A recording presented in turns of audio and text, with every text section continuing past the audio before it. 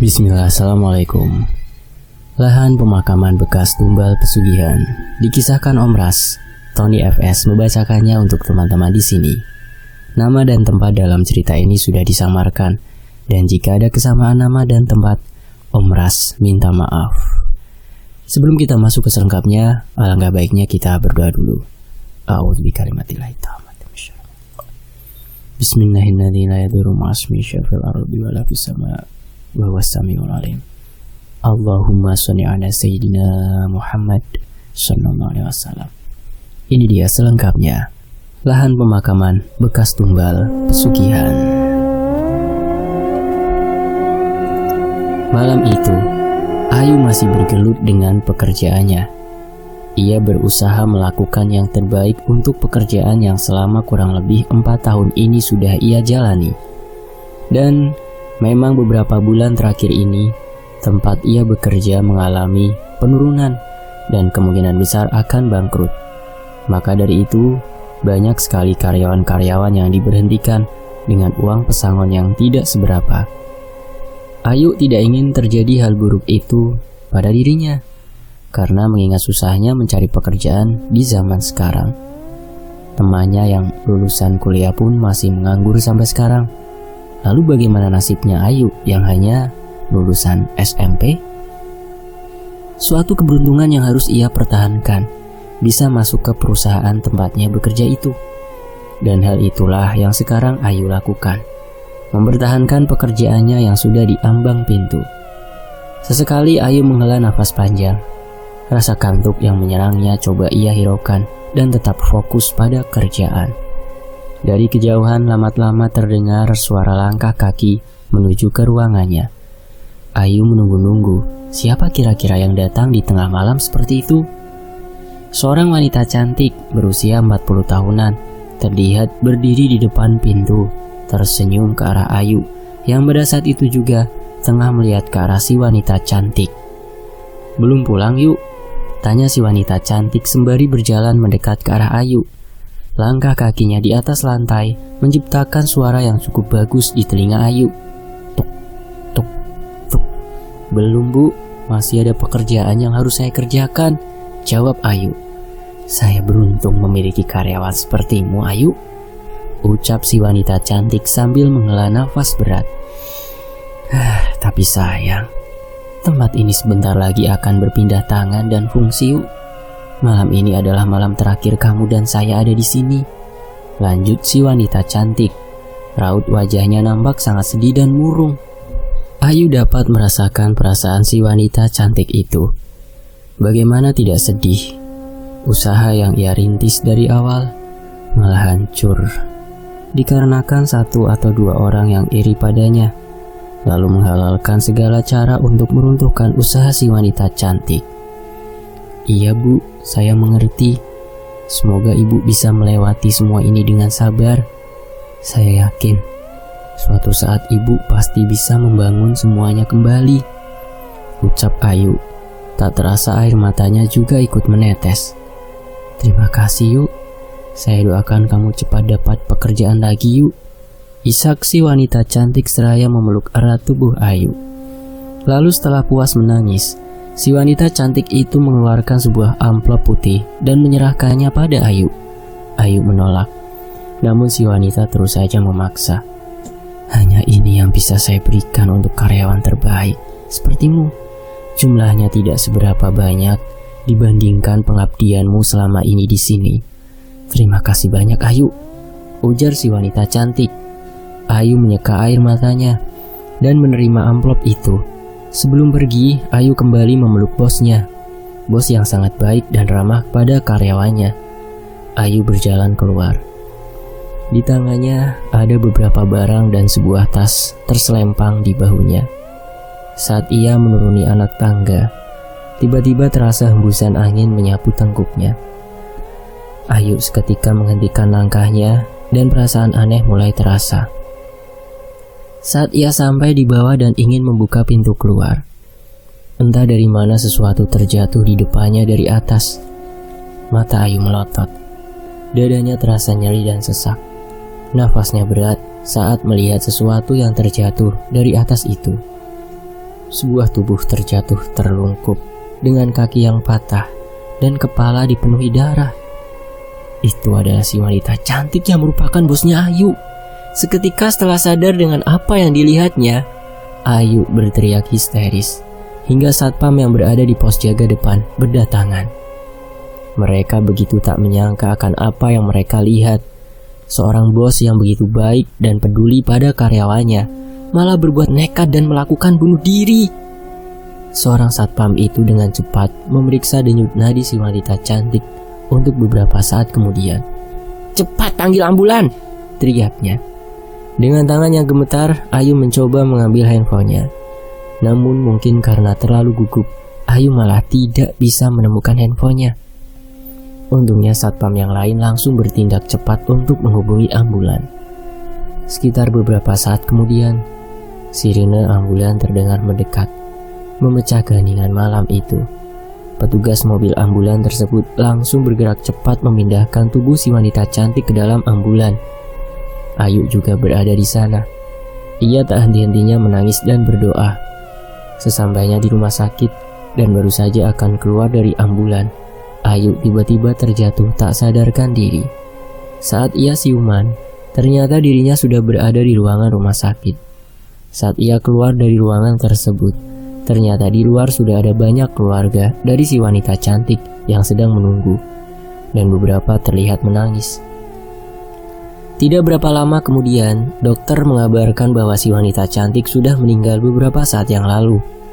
Karena luka di bagian kepalanya begitu parah, hingga mengakibatkan tulang tengkoraknya rusak. Ayu terduduk lemas. Terlebih, pihak keluarga yang mendengar kabar tersebut, tak ada yang pernah tahu tentang kematian. Ia bisa datang kapanpun dan dimanapun tanpa permisi, mengambil jiwa-jiwa yang sudah mencapai puncak batas kehidupan. Itulah yang disebut takdir kematian. 7 bulan telah berlalu. Ayu sudah beberapa kali melamar pekerjaan di beberapa tempat yang berbeda, namun tak satu pun diterima. Ia benar-benar telah putus asa. Bahkan sekarang, makan pun ia harus bergantung dan membebani kakeknya yang sudah sangat tua. Hingga di suatu hari, saat ia membaca sebuah lowongan kerjaan di halaman beranda Facebook grupnya, tertulis sebuah lowongan pekerjaan. Dibutuhkan seorang wanita maksimal berusia 30 tahun untuk mengasuh seorang lansia. Di sana juga ditulis tanpa persyaratan apapun, yang berarti tidak membutuhkan ijazah dan lain-lain. Tanpa pikir panjang, Ayu langsung menyalin nomor HP yang merupakan pemilik lowongan pekerjaan tersebut. Lalu ia mengirimkan sebuah SMS dengan kata-kata yang sopan dan berharap bisa diterima bekerja sebagai pengasuh lansia di rumah si pemilik lowongan. Dan tak menunggu beberapa lama, ada sebuah telepon masuk. "Halo, apa benar ini dengan Nak Ayu?" tanya suara di seberang sana lembut. "Iya, Bu. Kebetulan saya belum mendapatkan pengasuh untuk bapak saya. Jadi kalau Nak Ayu berkenan, silakan datang ke alamat yang baru saja saya kirimkan di SMS," ujar suara itu. Tentu saja, Ayu sangat senang dan bahagia mendengar perkataan dari si wanita di seberang telepon. Setelah berterima kasih berkali-kali, Ayu langsung bersiap-siap untuk ke alamat yang dikirimkan si wanita tadi. Sekitar 1,5 jam perjalanan, Ayu tiba di depan sebuah rumah yang memiliki pagar tinggi yang dipenuhi dengan tumbuhan merambat. Setelah menunggu beberapa saat, ada seorang wanita parubaya yang membukakan pintu. Saat kakinya melangkah masuk, Ayu melihat halaman rumah yang begitu luas, namun nampak tak terawat. Terbukti banyak tanaman dan bekas pot-pot bunga di mana-mana, namun semua tanamannya mati, tak terurus. Rumah besar bercat putih tersebut sekilas nampak menyeramkan dengan beberapa bagian dinding yang catnya sudah mengelupas dan berubah warna. "Selamat datang, Nak Ayu," ucap seorang wanita berusia kurang lebih 35 tahunan yang berdiri di depan pintu dengan wajah yang tersenyum ramah. Setelah mengobrol sebentar, Ayu langsung dipersilahkan masuk dan melihat keadaan si kakek yang akan diasuhnya. Di dalam sebuah kamar, nampak seorang laki-laki tua renta, bertubuh kurus, yang hanya tinggal tulang. dibalut dengan kulit, sedang duduk di atas kursi roda menghadap keluar jendela. Bu Risma, selaku anak dari lelaki tua tersebut, memperkenalkan Ayu pada si ayahnya. Namun, si lelaki tua nampak tak mau disentuh oleh Bu Risma. Keadaannya memang begini. Terkadang beliau juga suka lupa sama anggota keluarga, ujar Bu Risma. Ayu menghela nafas. Ia tersenyum, lalu mendekati si kakek. Ayu mengelus-ngelus tangan si kakek. Anehnya, dengan tatapan tajam si kakek mencengkeram tangan Ayu sambil berulang kali berkata, "Pulang, pulang, pulang." Tentu saja Ayu merasa kesakitan dan mencoba menenangkan si kakek. Sementara Bu Risma mencoba untuk melepaskan cengkeraman tangan ayahnya daripada tangan Ayu. Setelah beberapa saat akhirnya si kakek mau melepaskan tangan Ayu. Dia itu bermaksud baik, mau mengurus pian. Kami kan tidak selalu ada di rumah. Ada saatnya kami sibuk bekerja di luar, ujar Ibu Risma setengah membentak. Si kakek nampak diam, nafasnya berat terdengar. Walaupun sebenarnya Ayu takut pada si kakek, tapi walau bagaimanapun dia sangat butuh pekerjaan ini. Setelah beberapa saat ia dan Bu Risma keluar. "Bagaimana Yu? Apa kamu masih akan tetap mau merawat bapak saya? Dia itu emang agak kasar. Maklumlah sudah tua," kata Bu Risma seraya memegang pundak Ayu. Ayu tersenyum. "Saya mau Bu. Saya akan berusaha sebaik mungkin merawat beliau," jawab Ayu polos. Bu Risma nampak tersenyum lalu mengeluarkan beberapa lembar uang 100.000 dari dompetnya. "Kalau begitu, kembalilah kemari besok. Ini uang untuk membeli perlengkapanmu. Soalnya kalau sudah berada di sini, kamu tidak boleh keluar lagi sebelum sampai waktu cutimu," ujar Bu Risma sambil tersenyum. Ayu menerima uang itu dengan tangan gemetar. Sudah lama ia tak pernah memegang uang lagi. Di jalan pulang, tak henti-hentinya Ayu memuji kebaikan bos barunya itu, yang begitu sangat percaya padanya. Menyerahkan uang sebegitu banyak, padahal Ayu bisa saja tak kembali ke sana lagi jika dipikir-pikir. Tapi Ayu tak curiga sedikit pun. Singkat cerita, hari itu Ayu kembali ke rumah Bu Risma dengan membawa satu tas besar berisi pakaian-pakaiannya. Saat sampai di sana, kembali si ibu yang membukakan pagar masih dengan wajah yang dingin. Sesampainya di dalam rumah, Ayu langsung disambut oleh Bu Risma dengan ramah dan hangat. Bu Risma menunjukkan kamar tempat Ayu akan beristirahat selama ia bekerja di sana. Hari itu juga, Ayu langsung bekerja mengurusi kakek. Mulai dari memandikan, mengamakaikan baju dan celana, atau bahkan membersihkan kotoran si kakek. Tak terasa seminggu telah berlalu, Ayu mulai bisa akrab dengan si kakek. Meski kadang-kadang beliau masih suka kasar terhadap Ayu. Ayu juga sudah berkenalan dengan suami Bu Risma dan anak-anak Bu Risma. Mereka semua sangat baik pada Ayu. "Yuk, titip bapak dan anak-anak ya. Saya mau keluar kota dulu selama beberapa hari," ujar Bu Risma malam itu. Wajah Bu Risma nampak terlihat agak kusut malam itu. Mungkin ada masalah dengan usahanya, pikir Ayu seraya mengangguk. Bu Risma berangkat dengan ditemani ibu-ibu yang bekerja di sana juga. Setelah mobil tersebut keluar, pintu gerbang segera ditutup olehnya, dan tidak lama setelahnya nampak seorang anak laki-laki berjalan ke arah pintu. Itu adalah Ivan, anak sulung di keluarga Bu Risma. Ia nampak tersenyum menatap Ayu, lalu berjalan kembali ke kamarnya. Tepat tengah malam, pintu kamar Ayu diketuk pelan oleh seseorang. Ayu yang tidak tahu siapa yang mengetuk pintunya di tengah malam seperti itu pun nampak ragu untuk membukakan pintunya. Namun setelah mendengar suara suaminya Bu Risma yang sedang menanyakan sesuatu itu pun, Ayu langsung bergegas keluar. "Ada apa, Pak?" tanya Ayu. "Nyonyamu kemana? Suami pulang kerja tapi tidak disediakan makanan," ujar lelaki tersebut dengan wajah yang nampak sangat kesal. "Maaf Pak, ibu sudah pergi sejak tadi sama ibu yang satunya," jawab Ayu. "Ya sudah, tolong buatkan aku teh kayu manis, taruh di meja dapur. Aku mau ganti baju dulu," ujar Pak Bambang. Tanpa berani membantah, Ayu langsung berjalan ke arah dapur. Di sana ia mengisi air ke dalam ceret dan memasukkan sebatang kecil kayu manis, lalu menyeduhnya. Sambil menunggu air panas, ia menyiapkan gula dan teh di dalam gelas. Namun tiba-tiba Pak Bambang sudah berada tepat di belakangnya dan langsung melingkarkan tangannya di pinggang Ayu. Ayu sangat kaget dan langsung meronta melepaskan diri. Namun pelukan Pak Bambang sangat kuat. Tenaga kecil Ayu tak bisa untuk melepaskannya. Ayu mencoba berteriak, namun mulutnya seketika ditutupi oleh Pak Bambang. Pak Bambang yang sudah seperti kesetanan itu langsung menggarap tubuh Ayu. Ayu yang tak punya kekuatan untuk melawan itu pun hanya bisa menangis dengan mulut yang masih ditutupi. Setelah melakukan hal yang tidak seharusnya pada Ayu, Pak Bambang langsung pergi, membiarkan Ayu yang menangis dengan tubuh yang setengah telanjang. Keesokan harinya, saat Ayu sedang menyuapi si kakek, ia dipanggil oleh Pak Bambang. Jantung Ayu seketika berdetak dengan kencang. Ia masih takut akan kejadian tadi malam. Si kakek yang sudah mulai menyayangi Ayu langsung menahan tangan Ayu saat ia akan pergi keluar. "Ayu!" teriak Pak Bambang. Dengan tergesa Ayu langsung berjalan keluar.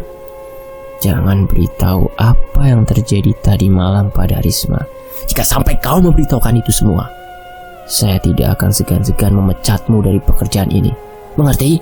bisik Pak Bambang sembari menyelipkan berlembar-lembar uang 100 ribuan di dalam baju Ayu. Ayu sangat-sangat merasa terhina oleh kelakuan Pak Bambang. Dengan mata yang sudah berair, Ayu menyebarkan uang itu pada si lelaki. "Saya bukan pelacur. Saya akan tetap melaporkan apa yang telah Bapak lakukan terhadap saya pada Bu Risma. Dan satu lagi, saya memang orang miskin, tapi saya tidak takut dipecat," ujar Ayu emosi seraya melemparkan uang itu ke wajah Pak Bambang. "Jangan main-main dengan saya, Yuk. Jika saya hancur, keluargamu pun harus hancur," bentak Pak Bambang seraya berjalan meninggalkan Ayu. Ayu menangis terisak. Setelah ia merasa lebih tenang, Ayu langsung mengumpulkan uang yang tadi ia lempar. Ayu sengaja mengumpulkan uang itu untuk bukti pengaduannya pada Bu Risma nanti. Uang itu cukup banyak, ada 2.500.000 rupiah. Namun entah mengapa, Ayu merasa benci melihat uang tersebut. Lalu setelahnya ia kembali ke kamar si kakek. "Kau tak apa, Cuk?" tanya si kakek. Ayu menggeleng dan berusaha tersenyum. "Matamu seperti habis menangis," kata si kakek sembari mengusap kepala Ayu. "Kau dimarahi Bambang?" Ayu menggeleng. "Saya rindu kakek saya," jawab Ayu. "Kakekmu beruntung punya cucu yang perhatian sepertimu. Sayangnya aku tidak seberuntung kakekmu," ucap si kakek. Pada saat malam harinya, Ayu bermimpi berada di sebuah lahan pemakaman. Dan ia seperti tidak asing dengan sesuatu yang berada di sekitar jalan pemakaman tersebut. Pada saat ia terbangun dari tidurnya, Ayu kembali mengalami pelecehan dari Pak Bambang yang masuk ke dalam kamarnya secara diam-diam. Kali itu Ayu diancam dengan sebuah foto kakeknya. "Kau tahu siapa dia, Yu? Kalau kau sampai berani melawan ataupun melaporkan ini semua pada Risma, aku akan menyakiti orang yang ada di foto ini," ujar Pak Bambang dengan senyum liciknya. Singkat cerita, hari itu Ayu membawa si kakek keluar dari rumah dan membawanya berjalan-jalan mengelilingi rumah besar tersebut. Saat berada pada salah satu titik, Ayu tanpa sengaja mengedarkan pandangannya ke arah jendela di kamar atas. Nampak seorang memakai gaun hijau, berambut pirang, tengah berdiri menatap ke arah Ayu dengan dekat. Namun anehnya, perempuan yang ia lihat tadi tiba-tiba menghilang ketika Ayu mengalihkan pandangannya sesaat. Saat Ayu kembali melihat ke arah si perempuan tadi, ternyata di sana sudah tidak ada siapa-siapa. "Secepat itukah ayah pergi?" gumam Ayu tanpa sadar. "Siapa, Cuk?" tanya si kakek. Ayu gelagapan sendiri mendengar pertanyaan dari si kakek. Ia enggan untuk memberitahukan apa yang sudah ia lihat pada kakek. Itu tadi maksud Ayu tikus," jawab Ayu sekenanya. Si kakek nampak terdiam. Tiba-tiba ia menarik tangan Ayu dan meminta Ayu untuk mendekatkan telinga kepada si kakek. "Kau sudah melihatnya?" tanya si kakek berbisik. "Wanita berambut pirang itu," lanjut kakek. "Dek, dari mana kakek tahu?" batin Ayu. Memangnya itu siapa, kek?" tanya Ayu juga berbisik. Saat si kakek akan menjawab, tiba-tiba dari arah atas melayang sebuah pot bunga kosong mengenai punggung Ayu. Ayu nampak meringis kesakitan. Namun saat ia melihat ke arah atas, tak nampak siapapun di sana. Dengan cepat si kakek langsung menunduk dan melepaskan tangan Ayu. Malam pun tiba. Hujan dan petir di malam itu membuat Ayu enggan keluar kamar. Ia mengunci rapat pintunya dan menambahkan beberapa kunci tambahan di depan pintu agar Pak Bambang tidak bisa masuk dan melecehkannya lagi. Ayu menutup rapat tubuh mungilnya dengan selimut. Namun karena selimut itu sangat tipis, rasa dingin pun masih menyerang tubuh Ayu. Lalu ia bangun dan mengambil jaketnya serta sarung untuk menambah tebal selimutnya. Lalu setelah merasa hangat, Ayu mulai memejamkan matanya. Akan tetapi, hanya beberapa saat saja ia menutup matanya. Ia mendengar suara teriakan seorang wanita dari arah luar rumah. Awalnya, Ayu tidak terlalu menanggapi suara tersebut. Namun semakin lama suara itu semakin terdengar mendekat dan berpindah-pindah. Ayu bangun dan duduk di pinggir kasurnya. Ia mencoba menyaring suara itu lagi. Ya, itu adalah suara manusia. Ayu segera beranjak ke arah jendela, lalu mengintip keluar. Di bawah derasnya hujan dan kilat yang menyambar-nyambar, Ayu melihat 3 orang yang menggunakan jas hujan sedang menyeret seorang wanita di luar. Jantung Ayu seketika berpacu dengan kencang. Siapa mereka? Apa yang sedang terjadi pada gadis itu? Pikir Ayu kalut. Tanpa pikir panjang, Ayu bergegas keluar dari kamarnya dan berjalan mengendap-endap keluar lewat pintu dapur. Ia segera mengikuti orang-orang yang tadi ia lihat. Sesekali, Ayu menyapu wajahnya yang sudah basah oleh air hujan. Rasa dingin menusuk tulang sudah tak ia hiraukan lagi. Ayu terus berjalan hingga tiba di sebuah lahan pemakaman yang cukup luas dengan batu nisan terbuat dari kayu. Di sana, Ayu kehilangan jejak orang-orang tadi. Ia nampak kebingungan di tengah-tengah derasnya hujan itu. Hingga tiba-tiba, sebuah benda keras mendarat di kepalanya dengan keras. Seketika penglihatan Ayu menjadi gelap. Saat ia terbangun, ia sudah berada di sebuah ruangan pengap dan berbau. Mulut serta kaki dan tangannya terikat di bangku tersebut. Sakitnya bekas pukulan masih terasa di kepalanya. Penglihatan Ayu pun masih nampak kabur. Di sana ia melihat dengan samar-samar banyak orang mengelilinginya. Namun entah siapa ia tak begitu melihat jelas wajahnya. Hingga salah seorang berbicara dengan nada membentak kepadanya. Barulah Ayu sadar bahwa mereka itu adalah Bu Risma, Pak Bambang, dan juga wanita parubaya yang menjadi ART mereka.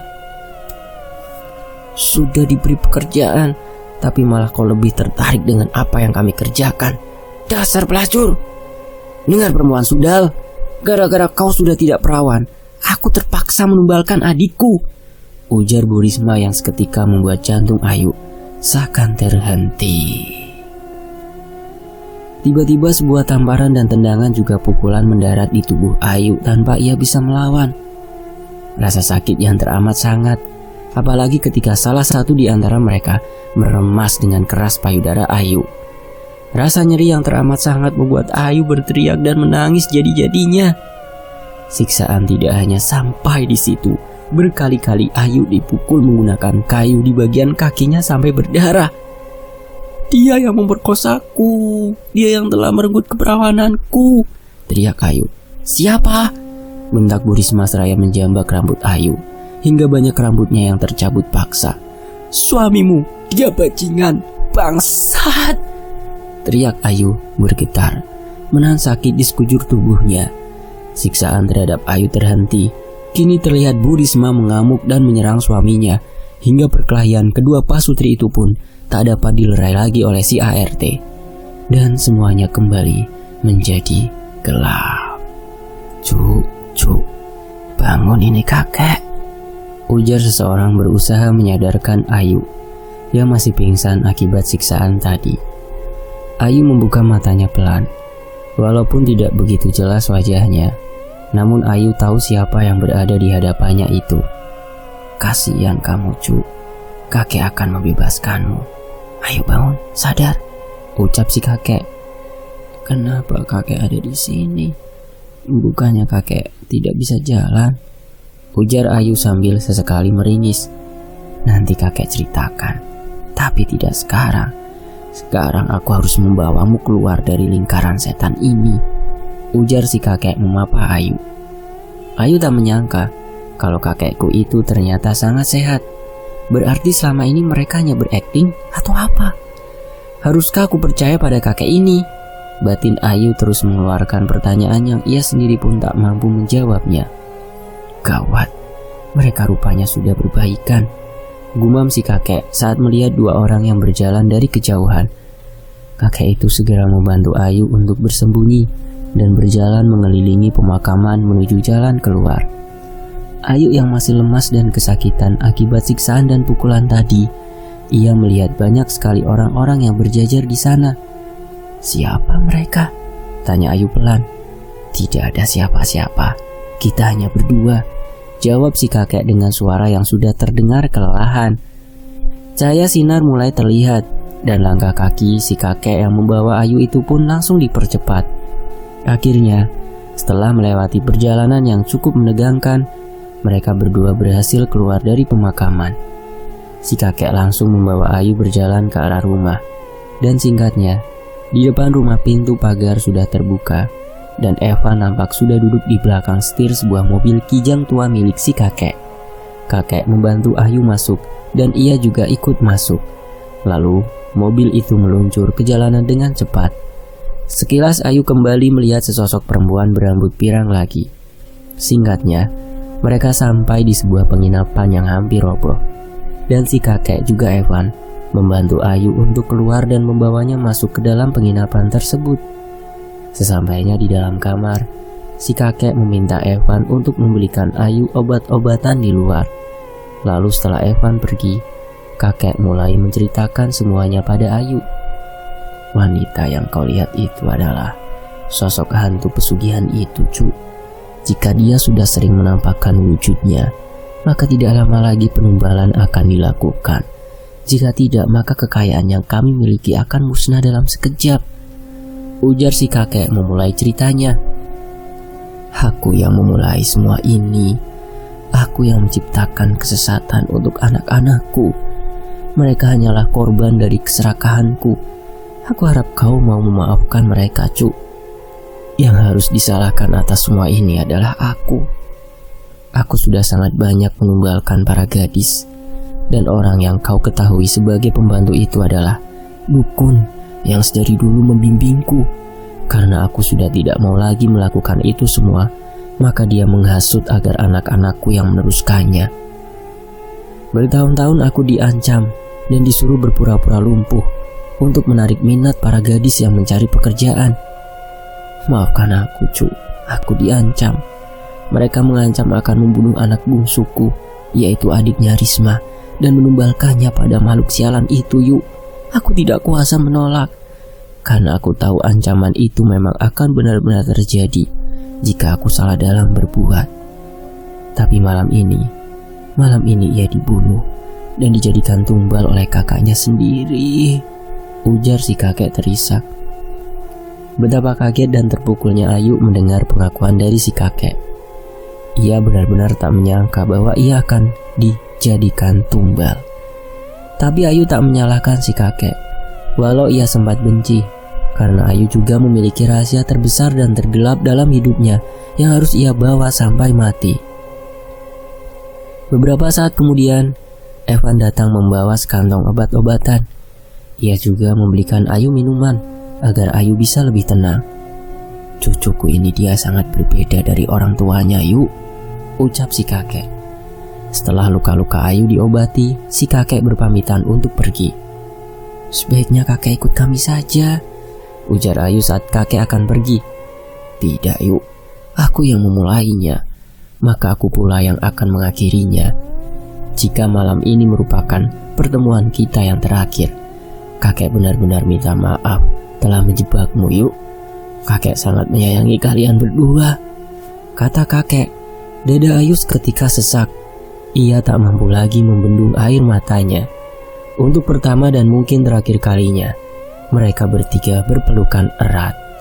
Setelah si kakek pergi, Ayu dan Evan melihat si kakek keluar penginapan menuju mobilnya bersama kakek-kakek lainnya.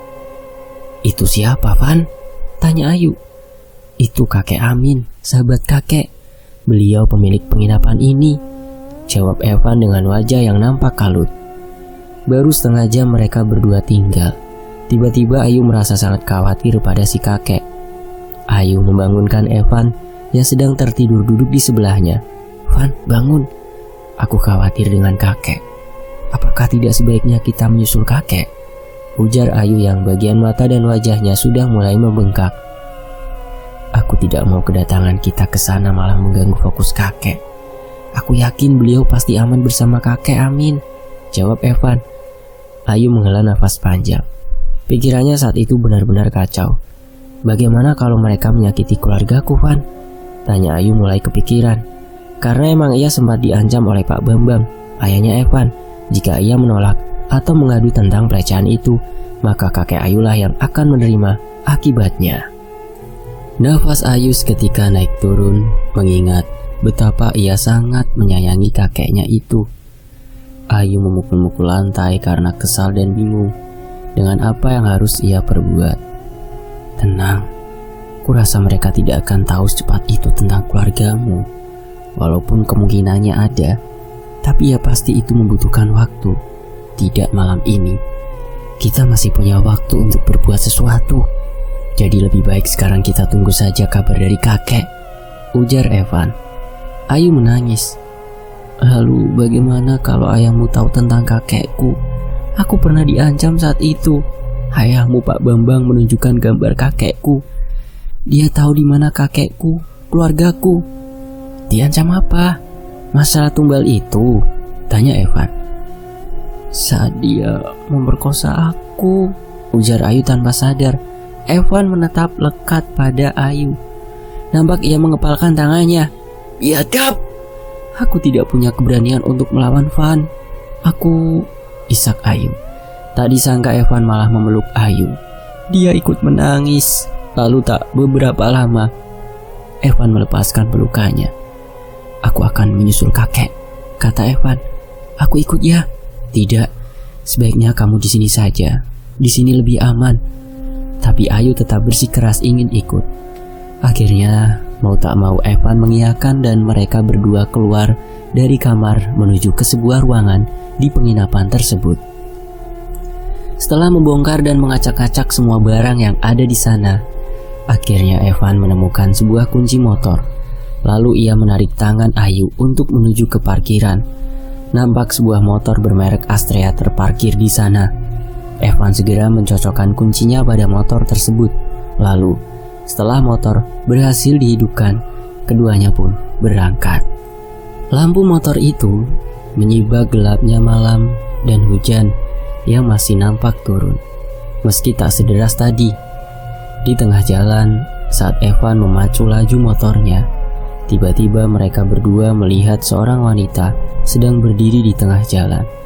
Wanita itu adalah yang pernah Ayu lihat sebelumnya. Saat Evan akan menghindari si wanita, mereka berdua malah terjatuh karena menabrak pembatas jalan. Sialan, umpat Evan. Sementara Ayu langsung berusaha bangun dan melihat ke sekelilingnya. Mereka berdua terluka karena tergores bebatuan di pinggir jalan. Evan berjalan ke arah si wanita yang tadi menghalangi jalan. Namun, tak ada siapa-siapa di sana. Hanya mereka berdua dengan Ayu yang ada di sana. Menyadari ada sesuatu yang aneh, Evan langsung berlari ke arah Ayu. Ia hanya diam berusaha menutupi perasaannya. Ia tak ingin membuat Ayu takut. Padahal tanpa Evan tahu, Ayu juga sudah beberapa kali melihat si perempuan yang tadi. Dan perempuan itulah yang disebut hantu pesugihan oleh si kakek. Setelah beberapa saat mencoba dan mencoba, akhirnya motor berhasil hidup. Namun lampunya mengalami kerusakan akibat terjatuh tadi. Lampunya tak menyala. Bagaimana ini? Aku tidak bisa melihat dalam kegelapan, tanya Evan. Pelan-pelan saja, Van. Aku yakin kamu pasti bisa. Lalu mereka berdua pun kembali melanjutkan perjalanan di kegelapan tanpa penerangan sama sekali. Beberapa kali mereka berdua hampir celaka karena diganggu oleh penampakan-penampakan sosok menyeramkan di jalanan gelap tersebut. Hingga akhirnya mereka pun sampai di depan pintu pagar. Evan memarkirkan motornya di luar pagar, lalu mengendap-endap masuk ke dalam. Di dalam nampak sunyi, dengan kaki yang terpincang-pincang sambil menahan rasa sakit. Ayu berjalan di belakang Evan. Mereka langsung berjalan ke arah rumah. Namun di dalam rumah, sepertinya tidak ada orang sama sekali. Aku rasa mereka ada di perkuburan, Van, ucap Ayu. Kuburan? Lalu Ayu segera berjalan keluar rumah. Ia mencoba mengingat-ingat jalan yang menuju ke kuburan itu lagi. Dari kejauhan terdengar suara-suara ayam yang berkokok bersahut-sahutan, menandakan sebentar lagi akan tiba fajar. Untung saja, Ayu berhasil mencari kuburan-kuburan itu. Beberapa kali Evan terjatuh akibat kakinya yang tidak sengaja tersandung nisan. Mereka berdua terus berjalan di antara kuburan-kuburan, hingga akhirnya mereka berhasil menemukan tempat yang sebelumnya digunakan untuk mengikat dan menyiksa Ayu tadi. Nampak dari luar tak ada suara-suara apapun. Akhirnya Evan memberanikan diri untuk masuk ke dalam. Aroma-aroma busuk menyengat menusuk hidung. Evan hampir muntah dibuatnya. Ada apa, Van? Apa kakek ada di sana? Kosong, jawab Evan bergegas keluar. Kemana mereka? Batin Ayu bingung. Beberapa saat mereka duduk menunggu, hingga tiba-tiba terdengar kresek bunyi dari arah belakang. Brak! Evan dipukul hingga terjatuh. Seketika Ayu gemetar melihat siapa yang telah memukul Evan, yang tak lain adalah dukun yang dikatakan si kakek. Ayu mundur beberapa langkah. Ia sama sekali tak memiliki senjata untuk melawan. Saat wanita parubaya itu mendekati Ayu, Evan mencoba bangun. Dengan sigap tenaga Evan memegangi wanita tersebut dan Ayulah yang bertugas untuk memukulinya. Mereka berdua mengeroyok si dukun hingga beberapa saat darah sudah keluar dari bagian kepalanya. Evan lalu melepaskannya dan mengajak Ayu untuk segera pergi. Tangan Ayu dan Evan masih gemetar. Itu adalah kali pertama untuknya memukuli seseorang.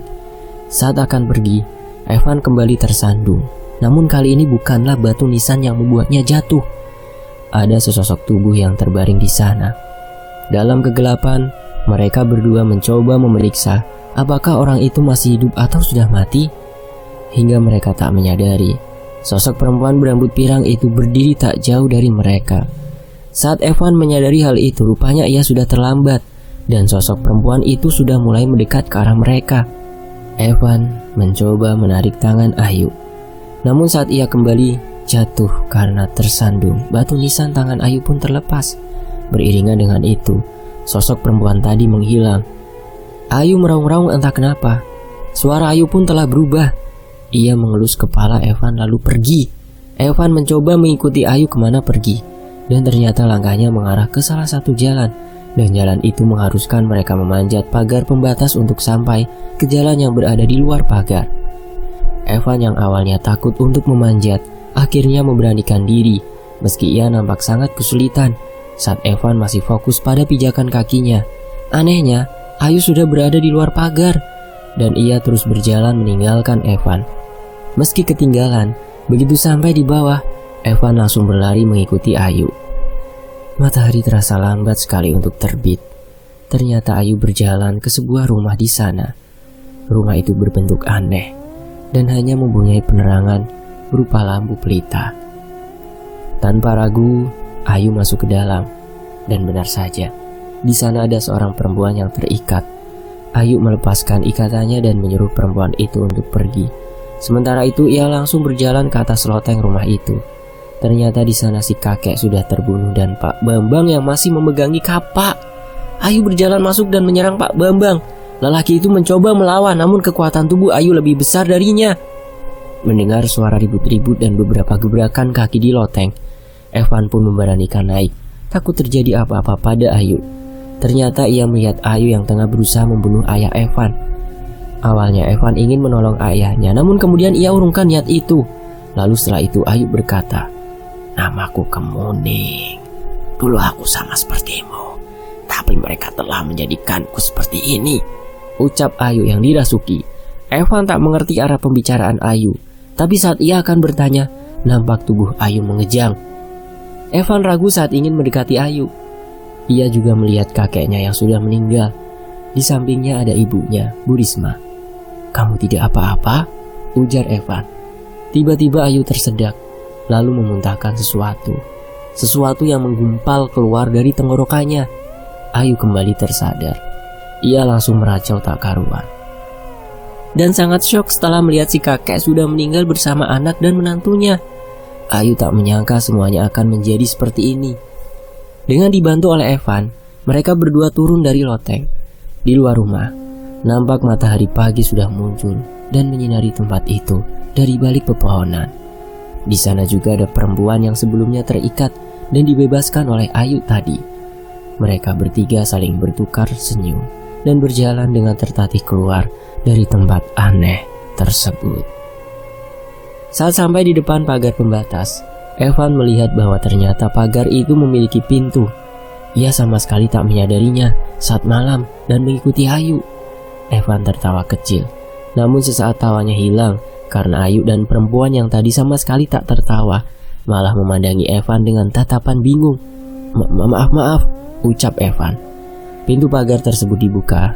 Ada bunyi derit yang tidak biasa dan nampak pemandangan yang tak kalah mengejutkan di depan mereka. Lahan yang cukup luas dipenuhi kuburan dengan batu nisan tanpa nama. Kuburan yang sepertinya dibuat dengan asal-asalan itu memenuhi tempat tersebut. "Sebanyak ini?" gumam Ayu dan Evan. "Bahkan aku sama sekali belum tahu ada kuburan seaneh ini di sini," ujar Evan. "Pantas ayah dan ibuku selalu melarang kami bermain di sekitar gerbang sana," ujar Evan lagi. Beberapa saat berjalan melewati kuburan-kuburan itu, ia melihat sosok yang sebelumnya tersandung kaki Evan. Ternyata itu adalah kakek Amin yang entah sudah berapa lama di sana. Untungnya lelaki tua tersebut masih hidup, namun ia memiliki luka yang cukup parah di bagian telinga dan matanya.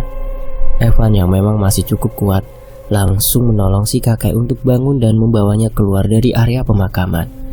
Setelah itu katanya Evan kembali lagi bersama beberapa orang teman dari kakek Amin untuk mengambil jenazah ayah, ibu dan juga kakeknya Evan ke tempat itu. Namun anehnya ternyata rumah-rumah itu sudah terbakar dan batu nisan itu sudah menghilang. Dugaan pertama adalah si dukun yang melakukan semua itu, karena Evan dan Ayu tidak tahu apakah wanita tua yang mereka pukuli masih atau sudah mati. Karena pada saat itu mereka berlari karena gugup dan takut. Sebagian orang percaya dan sebagian tidak, karena seiring berjalannya waktu, lahan pemakaman itu sama sekali tidak menunjukkan gundukan tanah layaknya kuburan pada umumnya. Sebagian lagi mengatakan kalau itu tempat hanyalah kebun biasa, namun bekas reruntuhan. Rumah yang terbakar itu masih ada sampai sekarang, karena memang katanya tumbal-tumbal gadis itu datang dari berbagai daerah yang jauh, sehingga tak ada orang lain yang tahu dan curiga. Dan kisah ini selesai sampai di sini. Terima kasih Om Ras, terima kasih teman-teman sudah meluangkan waktunya di Tony FS. Sampai jumpa di kisah lainnya. Saya pamit. Wassalamualaikum. Alhamdulillahirobbilalamin.